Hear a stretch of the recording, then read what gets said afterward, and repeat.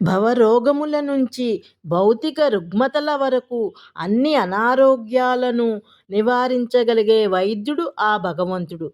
శరీర బాధల్నే కాదు, సంసార బాధల్ని కూడా సులువుగా సమసిపోయేలా చేయగల శిక్షకుడు ఆ చిన్మయాకారుడు.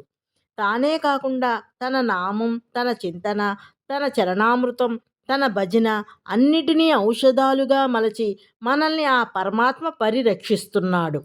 అలా ఈ సృష్టిలో వైద్యశక్తి అంతా తన విభూతేనని పరోక్షంగా ఆ పరమాత్మ నిరూపిస్తున్నాడు.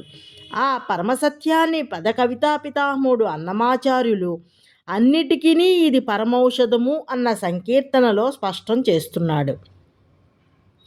విమలౌషధం, దివ్యౌషధం, సిద్ధౌషధం, ముఖ్యౌషధం, నిత్యౌషధం అన్నీ ఆ శంఖచక్రధరుడిలోనే ఉన్నాయని పేర్కొంటున్నాడు. ఆ విశ్వాస బలంతోనే నాటికి నేటికి ఎందరో భక్తి తత్పరులు భగవన్నామమే భేషైన ఔషధంగా స్వీకరించి భౌతికపరమైన బాధల నుంచే కాకుండా భవరోగాల నుంచి కూడా విముక్తులవుతున్నారు. అందుకే ఔషధం కూడా భగవంతునిదే. ఆయన ఒక రకంగా వైద్యుడిగాను ఉన్నాడు అంటారు భగవాన్ శ్రీ రామకృష్ణ పరమహంస. అయితే ఆ మాధవుడి మందు మనపై ప్రభావాన్ని చూపాలంటే ముందు మనకు ఆయనపై, ఆయన నామంపై గురి కుదరాలి. అన్నిటికీ ఇది పరమౌషధము, వెన్నుని నామమే విమలౌషధము, చిత్తశాంతికి శ్రీపతి నామమే హత్తిన నిజ దివ్యౌషధము, మొత్తపు బంధ విమోచనంబునకు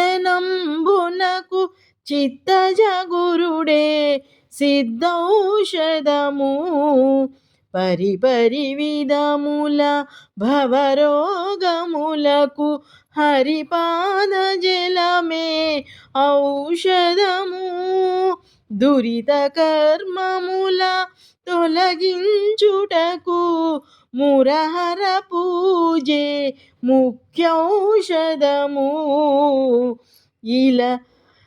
ఇలన ఇహ పరముల ఇందిరా విభుని అలరి భజించుటే ఔషధము, కలిగిన శ్రీ వెంకటపతి శరణమే నిలిచిన మాకిది నిత్యౌషధము,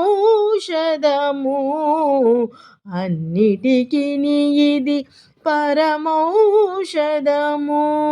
వెన్నుని నామమే విమలౌషధము.